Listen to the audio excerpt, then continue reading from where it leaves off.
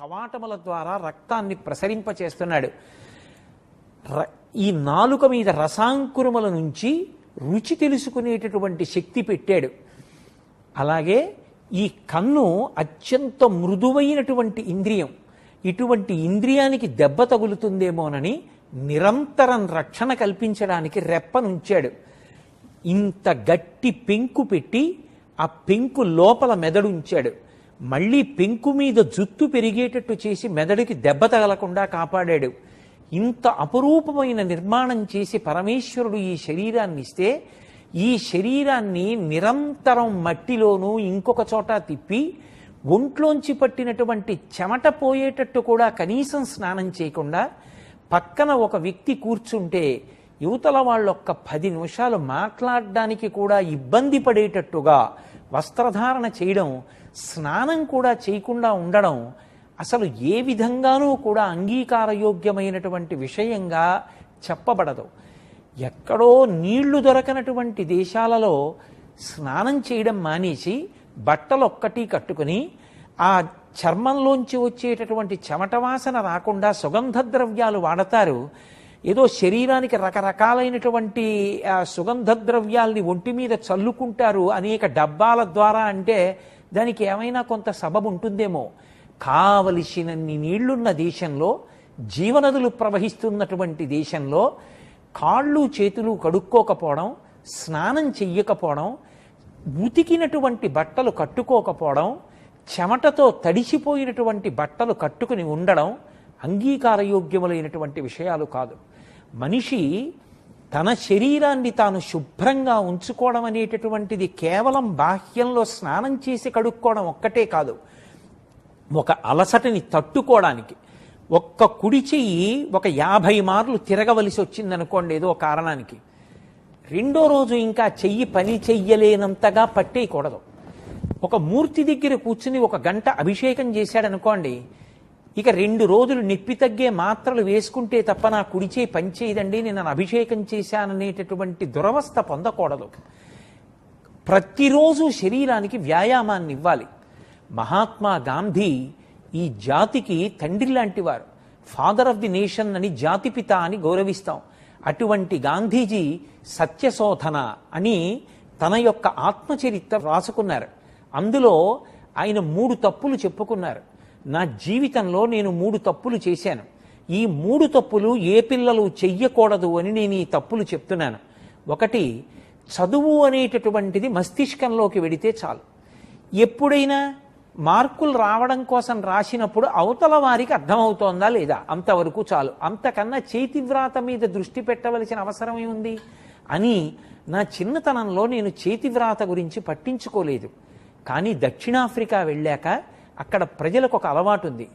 నువ్వు ఎంత రాశావన్న దానితో సంబంధం లేదు, ఎంత అందంగా ఎంత చక్కగా వ్రాస్తావన్న దానితో పట్టింపు. వాళ్ళు కాగితం మీద అక్షరాలు వ్రాస్తే ముత్యాలు పేర్చినట్టు ఉండేవి.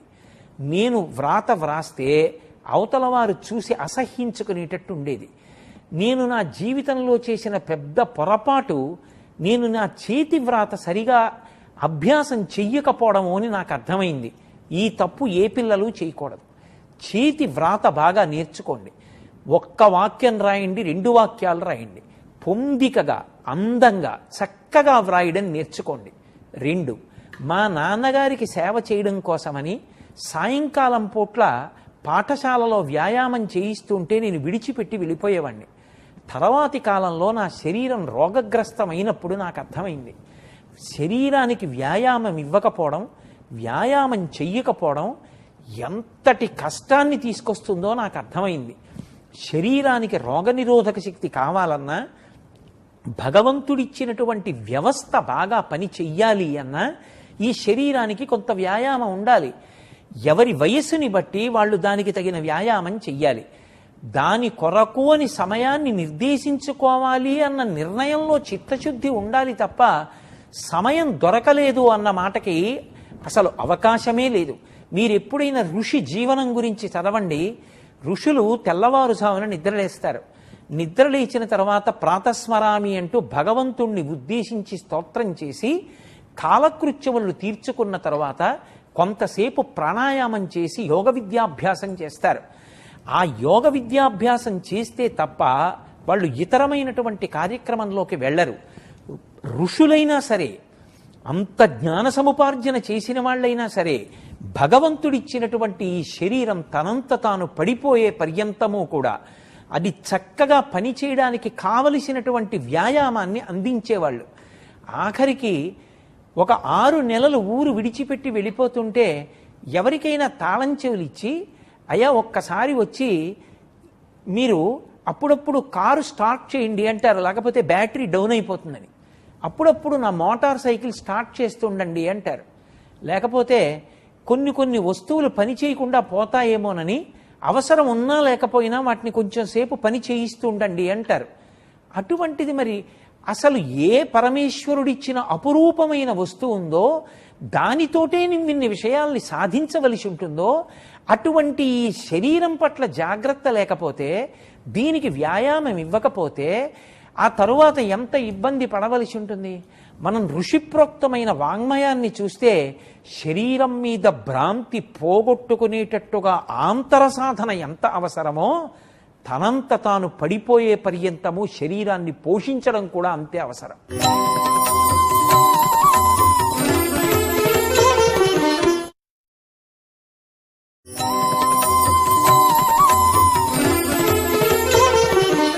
మనం ఋషిప్రోక్తమైన వాంగ్మయాన్ని చూస్తే శరీరం మీద భ్రాంతి పోగొట్టుకునేటట్టుగా ఆంతర సాధన ఎంత అవసరమో, తనంత తాను పడిపోయే పర్యంతము శరీరాన్ని పోషించడం కూడా అంతే అవసరం. దానికి అటువంటి సాత్వికమైన బలవర్ధకమైన ఆహారం ఇవ్వాలి. అలాగే శరీరాన్ని వ్యాయామంతో ఎప్పుడూ కూడా అది తట్టుకుని నిలబడి ఏదైనా పని చేయడానికి సిద్ధంగా ఉంచాలి. ఇవాళ కంప్యూటర్ల దగ్గర ఉండేటటువంటి మౌస్ని అదే పనిగా పట్టుకుని చూస్తూ దాన్ని ఒకే రకంగా కదుపుతున్న కారణం చేత స్పాండిలైటిస్ అనబడేటటువంటి వ్యాధితో బాధపడుతున్న వాళ్ళ సంఖ్య పెరిగిపోయిందండి అని, దానికి కారణం వ్యాయామం లేకపోవడమేనని నాకు వైద్యమిత్రుడు ఒకరు నాతో అన్నారు. అలాగే మీరు చూడండి, ప్రతి వాళ్ళకి చిన్న వయస్సు నుంచే అనేక రకములైనటువంటి రుగ్మతలు, ప్రత్యేకించి మధుమేహం అనేటటువంటి వ్యాధి దేని వలన వస్తుంది అన్న దాని మీద మీరు ఆయుర్వేదంలో ఉండేటటువంటి వ్యాఖ్యానం చూస్తే, మధుమేహం దేని వల్ల వస్తుంది అంటే శరీరానికి తగినంత వ్యాయామం లేకపోవడం వల్ల వస్తుంది. ప్రతిరోజు నియమబద్ధమైనటువంటి వ్యాయామం చేసి ఆహారం మీద అదుపు ఉండి, నాలుక కోసం తినడం కాకుండా లోపల కడుపు ఉందని, కడుపులో జీర్ణ వ్యవస్థ ఉందని, ఇది ఎంత అందించాలో అందే అందించాలి తప్ప ఇది నిండిపోయింది ముర్రో ఇంకా దీంట్లో వెయ్యొద్దని త్రేణుపుల రూపంలో శరీరం కడుపు చెప్తున్నా కూడా నాలుక మీద రుచి కోసమని విపరీతంగా పదార్థాన్ని అందించేటటువంటి లౌల్యం అలవాటైపోతే ఇక శరీరమునందు ఆరోగ్యం నిలబడదు. భగవంతుడు ఒక అందమైన నిర్మాణ ప్రక్రియతో ఇచ్చినటువంటి శరీరం అనేకమైనటువంటి రుగ్మతలకి కారణమైపోతుంది. కాలమునందు ఒక వ్యవస్థీకృతమైనటువంటి ప్రణాళికాబద్ధమైనటువంటి స్థితి లేకపోవడం, రేపు నేను ఈ కార్యక్రమాలు చేయడానికి ఎన్ని గంటలకి లేవవలసి ఉంటుంది, ఎన్ని గంటల నుంచి ఎన్ని గంటల వరకు ఏ పని చేయవలసి ఉంటుంది, ఆ పని చేస్తాననుకోవడం, ఏవో అక్కర్లేని మాటలు మాట్లాడుతూ ఉండిపోవడం, ఇంకక్కడి నుంచి ఉద్రేకపడ్డం, దానివల్ల రక్తపోటు రావడం, చారుడు ఔషధాలు వేసుకోవడం, ఇవి పరమేశ్వరుడు బ్రతకమన్న తీరు కాదు. మనం శాస్త్రాలు పరిశీలిస్తే శరీరాన్ని కూడా అంత జాగ్రత్తగానూ చూసుకోవలసి ఉంటుంది. మహాత్మా గాంధీ గారు, నేను నా జీవితంలో చాలా చిన్నబుచ్చుకున్నది, నేను చాలా సిగ్గుపడిన విషయము అని ఒక విషయం రాసుకున్నారు. ఆయన దక్షిణాఫ్రికాలో ఉన్నటువంటి రోజుల్లో భారతీయులు ఉండేటటువంటి ఇంటికి ఎవరైనా ఇతర దేశస్థులు రావాలి అంటే చాలా సిగ్గుపడేవారట. చాలా కినుక వహించి వెళ్ళడమా వద్దా అని 1కి 10 మార్లు ఆలోచించి తప్పనిసరి పరిస్థితి అయితే మాత్రమే వెళ్ళేవారట. ఎందుకు ఇలా జరుగుతోంది అని ఒకప్పుడు గాంధీ గారు దాని గురించి మిత్రులతో విచారణ చేస్తే, భారతీయుల యొక్క గృహాలు పరిసరాలు శుభ్రంగా ఉంచుకోరు. వాడికి ఇంట్లో చెత్త ఏది ఉంటుందో అది వీధిలోకి వెళ్ళిపోతే చాలు, వాళ్ళు ఇల్లు శుభ్రంగా ఉంటే చాలు. వీధి వాళ్ళది కాదు, అది వేరొకరిది.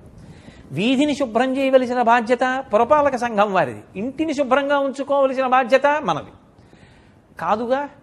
ఇంట్లో ఉన్నవాళ్ళు సుఖంగా ఉండడం వీధి సుఖం మీదే ఆధారపడింది.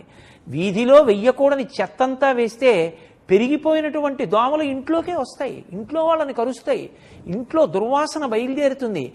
మురుగుడు కాలువలు ఎవరో తీస్తారు అని చెప్పి మనం అన్నీ పట్టుకెళ్ళి అందులో వేస్తే నిలబడిపోయినటువంటి మురుగుడు కాలువలలోంచి వచ్చినటువంటి దుర్గంధం ఇంట్లోకి ప్రవేశిస్తే ఇంట్లో వాళ్ళ ఆరోగ్యంతో ఎలా ఉంటారు?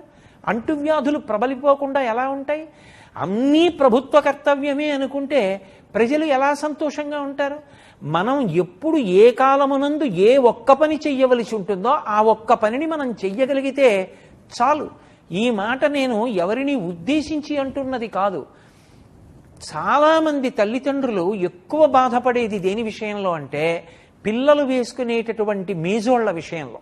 సాక్స్ పిల్లలు వేసుకుని బూట్లు ఎంత కంగారుగానో విప్పుతారు పాఠశాల నుంచి వచ్చి. ఇప్పుడు ప్రతి పాఠశాలకి ప్రతి కళాశాలలో చదువుకుంటున్న పిల్లలకి అదొక ప్రధానమైన విషయం.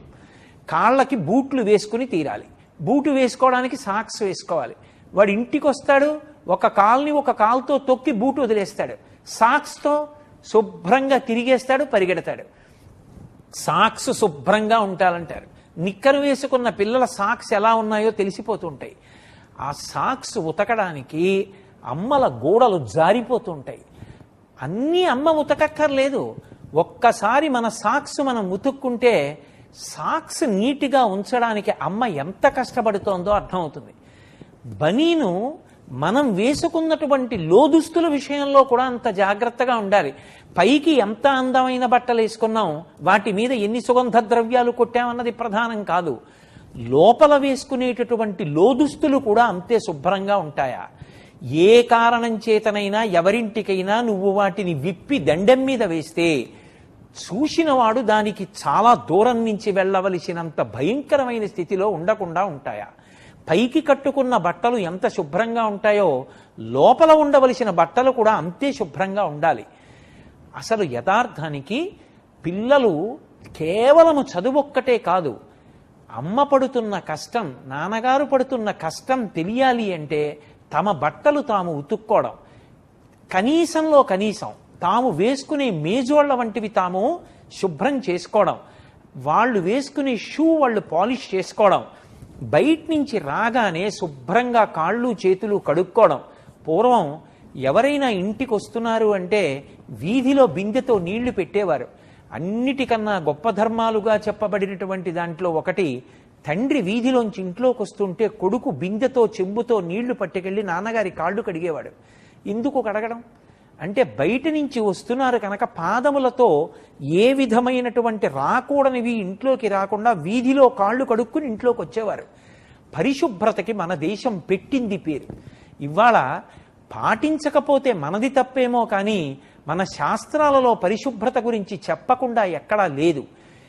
ఏ వస్తువు ఎలా ఉండాలో, దేన్ని ఎలా పట్టుకోవాలో, ఎంత మంగళప్రదత్వంతో ఉండాలో, నా కుండలి, నా మకుటి, నా స్రగ్వి, నాల్పభోగవాన్, నా హస్తాభరణో, నాపి విద్యతే, నాప్యనాత్మవాన్, నా మృష్టో, నానులిప్తాంగో, నా సుగంధశ్చ విద్యతే, నా దాత. ఇన్ని మాటలు చెప్పారు రామాయణంలో. చక్కగా స్నానం చేసి పురుషుడు కూడా మెడలో పూలదండ వేసుకొని తలపాగా చుట్టుకుని అంత రమ్యంగా వచ్చినటువంటి వాళ్ళకి కడుపు నిండా అతిథికి అన్నం పెట్టి తాను కడుపు నిండా అన్నం తిని అసంతృప్తి అన్న మాట లేకుండా తనకి ఉన్నదానితో తృప్తిగా, భారతదేశం అంటే మిగిలిన దేశాల వాళ్ళందరూ రెండు చేతులెత్తి నమస్కరించగలిగినంత గౌరవంగా అటువంటి భూషణ విశేషాలతో స్త్రీలు కానీ పురుషులు కానీ అటువంటి మంగళప్రదమైనటువంటి ఆభరణాలు ధరించి చక్కటి కేశ సంస్కారం చేసుకుని అంత అందంగా ఉండేవారు.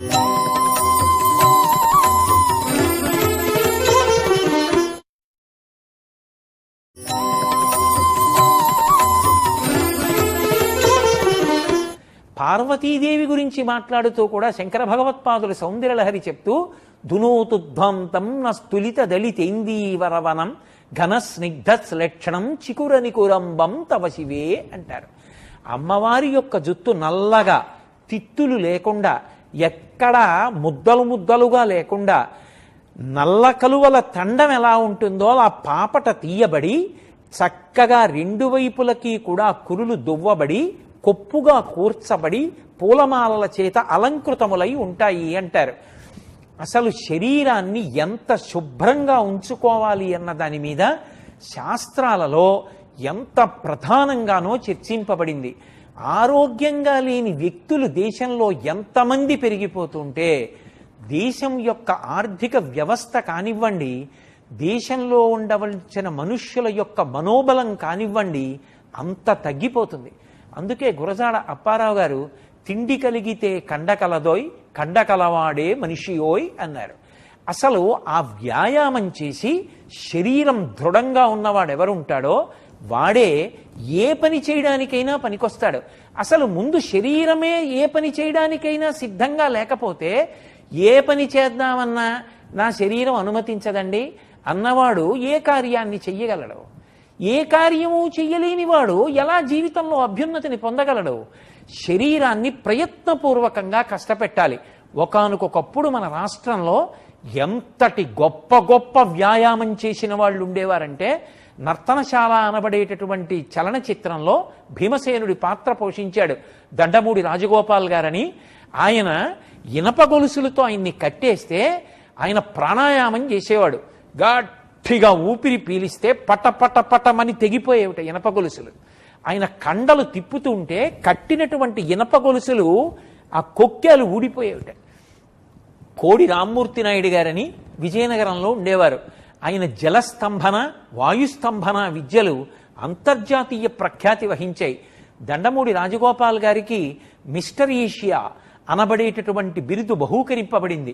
అంతర్జాతీయంగా ఎన్ని బహుమానాలు అందుకున్నారో, బాహ్యంలో ఎంత బలంగా ఉండేవారో ఆంతరముగా వాళ్ళ యందు అంత సున్నిత హృదయం ఉండేది. దండమూడి రాజగోపాల్ గారు పైకి ఎంత కండలు తిరిగిన వీరుడో, ఎన్ని దేశాలలో ఎన్ని బహుమానాలు పొందారో. కోడి రామ్మూర్తి నాయుడు గారికి ప్రొఫెసర్ అనబడేటటువంటి గౌరవవాచకంతో పిలిచేవారు. అదే దండమూడి రాజగోపాల్ గారు భీమసేనుడి పాత్ర పోషిస్తే మల్లయుద్ధం చేసిన, లేకపోతే కేవలం ఒక వంటలవాడిగా ప్రవర్తించిన, ఒక గరిటెని తొడ మీద పెట్టి ఉంచిన దానికి కృతకంగా ఏదో నిజంగా ఇలా పెడితే వంగిపోయేటటువంటి లోహంతో తయారు చేస్తే నటన చేయడం కాదు, వాళ్ళు నిజంగా అటువంటి బలంతో అటువంటి సమర్థతతో ఉంటే ఆయన అంతెత్తున నిలబడితే ఆయన్ని చూడగానే ఆయన ఉత్తరీయం వెనక నుంచి వచ్చి వంటవాళ్లు తీస్తుంటే లేచి నిలబడి కండలు సవరించుకుని మల్లయోధులతో యుద్ధం చేయడానికి ఎడుతుంటే నిజంగా తిక్కనగారు విరాట పర్వంలో ఎలా వర్ణించారో రాశీభూతమైనటువంటి అభినవ భీమసేనుళ్లాగే కనపడేవారు. నిజంగా అంత కష్టపడేవారు. ఎన్టీ రామారావు గారిని తెల్లవారుజామున కలుసుకోవడానికి తెల్లవారుజామున 4 గంటలకి 3:30కి మధ్యలో సీనియర్ ఐఏఎస్ ఆఫీసర్లు వెళ్ళి ఆయనతో ముఖ్య విషయాలు మాట్లాడేవారు. పివిఆర్కే ప్రసాద్ గారు తను వ్రాసుకున్నటువంటి ఈ పుస్తకంలో కూడా ప్రతిరోజు తెల్లవారుజామున ఎన్టీ రామారావు గారు ముఖ్యమంత్రిగా ఉండగా కలుసుకున్న అధికారులలో నేను ఒకడిని అని రాసుకున్నారు. అంత తెల్లవారుజామున లేచి ట్రాక్టర్ మన్ను పారతో పట్టుకుని ఇటువైపు నుంచి అటువైపుకి, అటువైపు నుంచి ఇటువైపుకి వేసేవారు. అంత గొప్పగా శరీర దారుఢ్యాన్ని నిలబెట్టుకున్నారు. కాబట్టే ఎటువంటి కష్టాలు జీవితంలో రానివ్వండి, ఎన్ని వేల కిలోమీటర్లు తిరగనివ్వండి, వాళ్ళ శరీరం సహకరించింది. ఎన్ని వేల సభలలో మాట్లాడనివ్వండి, మధ్యలో గుక్కెడు మంచినీళ్లు తాగవలసిన అవసరం లేకపోయింది. మల్లాది చంద్రశేఖర శాస్త్రి గారిని చూడండి, మహానుభావుణ్ణి. ఇప్పటికీ 82 సంవత్సరముల వయసు వస్తున్నా ఏమి ధారణాశక్తి! ఏ విషయం ధర్మ సందేహాలు అని అడగండి, పుస్తకాధారం లేకుండా జవాబు చెప్తారు. ఇప్పటికీ మహాభారతం చెప్తుంటే, తిరుపతి వెంకట కవుల పద్యాలు చదువుతుంటే అది కంఠమా శంఖమా అనిపిస్తుంది. అలా నిలబెట్టుకోగలిగారు అంటే వాళ్ళ యొక్క పరిశ్రమ, వాళ్ళు చేసినటువంటి పూజ, వాళ్ళ యొక్క వ్యాయామం, భగవంతుడిచ్చినటువంటి అపురూపమైన ఉపకరణాల్ని అంత జాగ్రత్తగా అట్టపెట్టుకున్నారు. సచిన్ టెండూల్కర్ రాత్రికి రాత్రి కీర్తి సంపాదించుకున్నవాడు కాదు. ఇప్పటికీ టెండూల్కర్ చేసేటటువంటి సాధన గురించి చదవండి. 40 సంవత్సరములు దాటిపోయే, కంటికి కళ్ళజోడు అవసరం లేదు. ఎక్కడ ఏ చప్పుడైందో చెవులతో వినగలడు. అవతల వ్యక్తి పరిగెత్తుకొచ్చి చెయ్యి తిప్పుతుండగా బంతి ఎంత వేగంతో వస్తుందో, ఎలా వస్తుందో, ఎక్కడ పడుతుందో, ఎంత పైకి లేస్తుందో లెక్క కట్టగలడు. పైకి లేస్తున్న బంతిని తల ఉంచి వదిలేయగలడు. ఏ బంతిని ఎటువైపు కొట్టాలో అటు కొట్టగలడు. ఇటువైపు వస్తున్న బంతిని అటువైపు కొట్టాలంటే అకస్మాత్తుగా అటు తిరిగి కూర్చుని ఎడం వైపుకి తిప్పగలడు. ఇలా తిప్పి నడుం పట్టేసిందనో గోడ పట్టేసిందనో బెంగపెట్టుకోడు. లేకపోతే నిప్పి తగ్గే మాత్రలు వాడుతున్నాను అనడు. సచిన్ టెండూల్కర్ని ఆయన బ్యాటింగ్ని చూసి ప్రశంసించడం కాదు, ఆయన 40 సంవత్సరాల తర్వాత కూడా అంత ఐశ్వర్యవంతుడై పార్లమెంట్లో గౌరవ సభ్యుడై ఒక్కనాడు నోటి వెంట వివాదాస్పదమైనటువంటి మాట రాకుండా నాలుకని నిగ్రహించగలిగాడంటే, తనని విమర్శించిన వాళ్ళకి బ్యాటుతో జవాబు చెప్పగలిగాడంటే, ఇప్పటికీ అంతర్జాతీయ క్రికెట్ ఆడగలుగుతున్నాడు అంటే, ఇప్పటికటువంటి షాట్స్ కొట్టగలుగుతున్నాడంటే, ఇప్పటికీ 40 ఏళ్లు దాటిపోయిన తర్వాత బౌండరీ లైన్ దాటడానికి విడిపోతున్నటువంటి బంతి వెంట పరిగెత్తి ఇక్కడి నుంచి కొన్ని గజాల దూరం డేకి కింద పడి చేతితోటో కాల్తోటో బంతిని వెనక్కి తొయ్యగలుగుతున్నాడంటే ఆయన యొక్క వ్యాయామం, ఆయన ఏ క్రీడలో ఉన్నాడో దానికి తగినట్టుగా శరీరాన్ని నిలబెట్టుకోవడంలో ఎంత పరిశ్రమ చేస్తాడో ఆలోచించండి.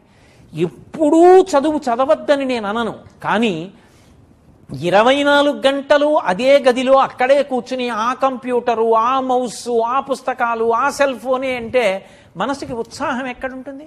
తెల్లవారుజామునే లేచి ఒక్క అరగంట సేపు మంచి చెట్ల మధ్యలో పక్షుల యొక్క కలకూజితాలు వింటూ సూర్యోదయం అయ్యే ముందు ప్రకృతిలో వచ్చేటటువంటి మార్పులను ఆస్వాదిస్తూ పరమ సంతోషంగా అలా కాసేపు వీధిలో తిరిగి వ్యాయామం చేసి ఇంటికొచ్చి చల్లటి నీళ్లు తలమించి స్నానం చేసి ఒళ్ళు తుడుచుకొని వచ్చి కూర్చోండి. పుస్తకం పట్టుకుంటే అదొక పెద్ద సాధన. పుస్తకం నేనైపోవాలి, పుస్తకంలో ఉన్నది నేను కావాలి. అందుకే మనకి ఛందస్సు వచ్చింది. ఛందస్సు దేనికి అంటే ధారణకి ఉపయుక్తం అవుతుంది. పుస్తకం ఇంట్లోనూ నేను వీధిలోనూ ఉంటే ఆపత్కాలంలో నాకు ఏదైనా కావాలి అంటే ఎలా జ్ఞాపకం ఉంటుంది? ఇంటికి వెళ్ళి పుస్తకం చూడాలా? కాదు. జ్ఞాపకంలో ఉండాలి అంటే ఛందోబద్ధం చేసి అందించారు. ఛందస్సుతో ఉన్నవి జ్ఞాపకం పెట్టుకోవడం తేలిక. అలా జ్ఞాపకం పెట్టుకోవాలి అంటే మత్తు వదిలిపోయి ఉత్సాహంగా కూర్చోగలగాలి. నాకు బాగా జ్ఞాపకం, మా చిన్నతనంలో కుర్చీలో కూర్చుంటే ఏం వృద్ధిని ఏమిట్రా అని దెబ్బలాడేవారు. చాప వేసుకుని వీపు గోడ కాంచకుండా ఈ 2 కాళ్ళు ఇలా మడిచిపెట్టి అలాగే కూర్చుని వెన్నుపాము నిటారుగా పెట్టి పుస్తకాన్ని పట్టుకుని చదువుకోవాలి. పుస్తకాన్ని తీసి ఎప్పుడైనా నేల మీద పెట్టినా బోర్లా పెట్టినా వెంటనే దెబ్బలాడేవారు. ఏమిరా, పుస్తకం వల్ల చదువుకుని వృద్ధిలోకి రావలసిన వాడివి దాన్నే నేల మీద పెడుతున్నావు, ఎలా వృద్ధిలోకి వస్తావు? పుస్తకాలు చదవడం గొప్ప కాదురా, ఇవాళ ఏం చదువుతాను అన్న అవగాహనతో కావలసిన పుస్తకాలు తెచ్చి పెట్టుకోవడం. ఓ పుస్తకం పెట్టుకోవడం, మళ్ళీ లేవడం, మళ్ళీ తెస్తూ ఉండడం, మళ్ళీ కూర్చోవడం, మళ్ళీ లేస్తూ ఉండడం, మళ్ళీ పుస్తకాలు వెతుకుతూ ఉండడం. ఈ లోపల సమయం అయిపోతుంది. ఒకటి రాస్తాడు, రెండోది రాయడానికి సమయం ఉండదు. ఏం చదువుదాం అనుకుంటున్నావో తెచ్చి చాప మీద పక్కన పెట్టుకుని క్రింద కూర్చుని 2 కాళ్ళు మడుచుకుని చదవడం మొదలు పెడితే, నాకు బాగా జ్ఞాపకం, నా స్నేహితుడు ఒకడు ఉండేవాడు. ఆ స్నేహితుడు అంత ఐశ్వర్యవంతుడు కాదు, 2 గదుల ఇల్లు.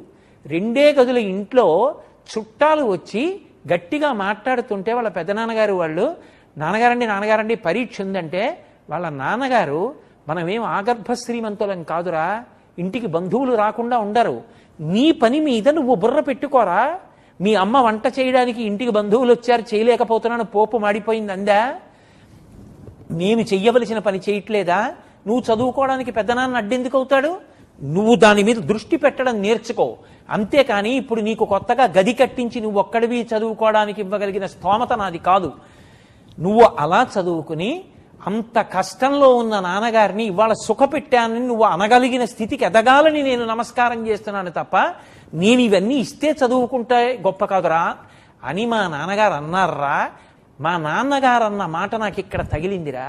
నిజం, మా నాన్నగారి శక్తి అంతే. నాకు నిశ్శబ్దంగా ఉండాలి, ఆయన కనీసం రేడియో వినకూడదు, ఆయన పెదనాన్నగారితో మాట్లాడకూడదంటే ఆయన ఏం చేయగలరా? ఆయన చెప్పింది నిజం.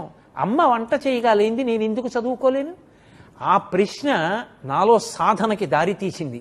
అది ఇవాళ ఏ స్థితికి వెళ్ళిందంటే, నా చుట్టూ గంటలు కొడుతున్నా నేను పట్టుకున్న పుస్తకాన్ని నేను చదువుకుంటాను. పుస్తకం చదవడం అంటే నువ్వు ఆ పుస్తకం కావాలి. పుస్తకంలో ఏముందో నీ మస్తిష్కంలోకి వెళ్ళిపోవాలి. చూడడం కంటికి ధర్మం, పైకి అనడం నోటికి ధర్మం. చదవడం అంటే పుస్తకం చదవడం కాదు, పుస్తకంలో ఏముందోది నీలోకి వెళ్ళిపోయిందా, ధారణ చేశావా?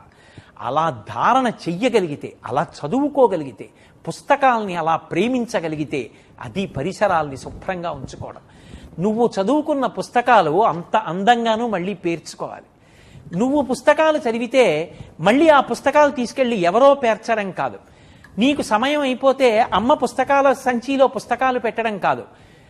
కొత్తగా అట్టలు వేసి ఇచ్చిన పుస్తకాలు నెల రోజులు అయ్యేటప్పటికి బయటికి తీస్తే మొదటి 3 పేజీలు ఊడిపోవడం కాదు.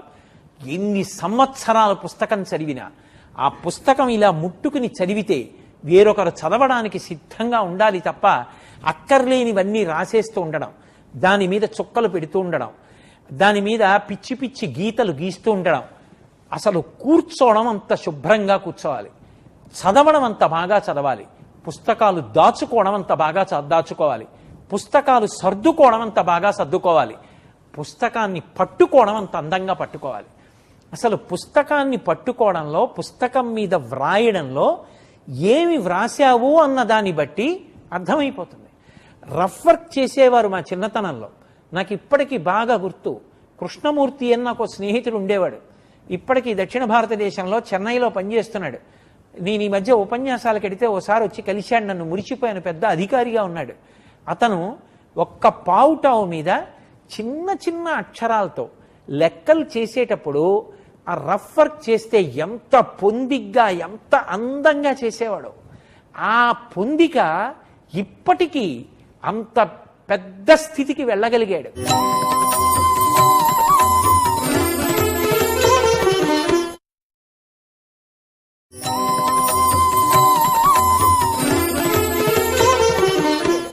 అన్నం తింటే అంత శుభ్రంగా తినగలగాలి. పరమేశ్వరుడు చేతినిచ్చాడు. వేదం అంటుంది, చేతితో అన్నం తినే ప్రాణులు 3 ఉన్నాయి, అవి ఉత్కృష్ట ప్రాణులు అని ప్రకటించింది. అవి ద్వైపములు, 2 అంచెల్లో చేతితో తింటాయని. చక్కగా చేత్తో అన్నం కలుపుకుని ఆ అమ్మ వడ్డిస్తూ ఉండగా ఆ అన్నాన్ని శుభ్రంగా తిని, ఏదో విడిచిపెట్టవలసినటువంటివి ఏ మిరపకాయ లాంటివో, తినకూడనటువంటివో ఏ గింజలాంటిదో వస్తే అందంగా ఓ పక్కకి పెట్టి విస్తరి ఎత్తడానికి ఎంత అందంగా ఉండాలో. అంతేకాని క్రింద కూర్చుని ఆరోగ్యం నిలబడడానికి 2 కాళ్ళు మడిచిపెట్టి అన్నం తినడం అలవాటు చేసుకోవాలి.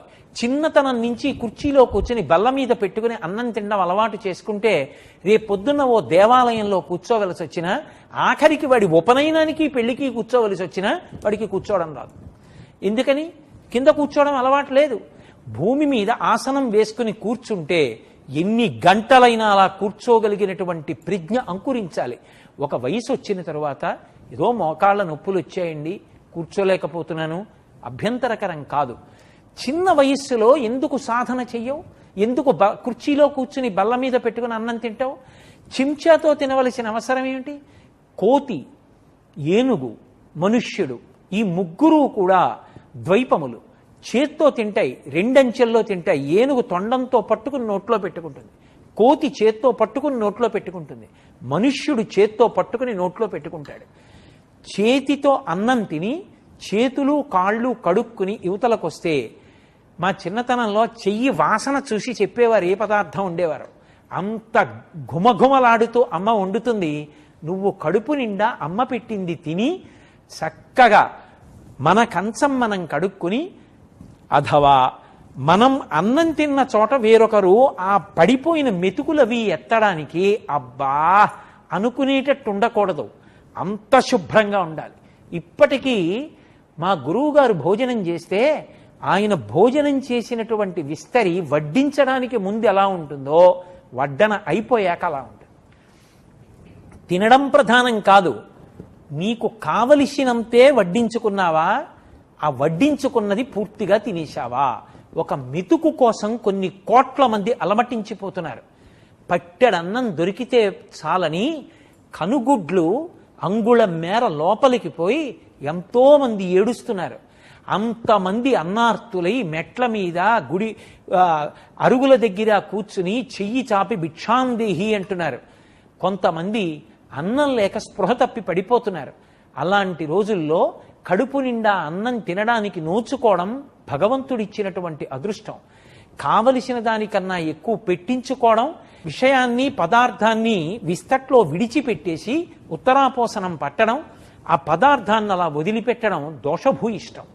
ఎవరైనా సరే ఒకసారి వేసిన విస్తట్లో పదార్థం ఎంత కావాలో అంతే వేసుకోవాలి, అంతే తినాలి. ఎందుచేత అంటే అన్నం పరబ్రహ్మస్వరూపం, అది ప్రాణాల్ని నిలబెడుతుంది.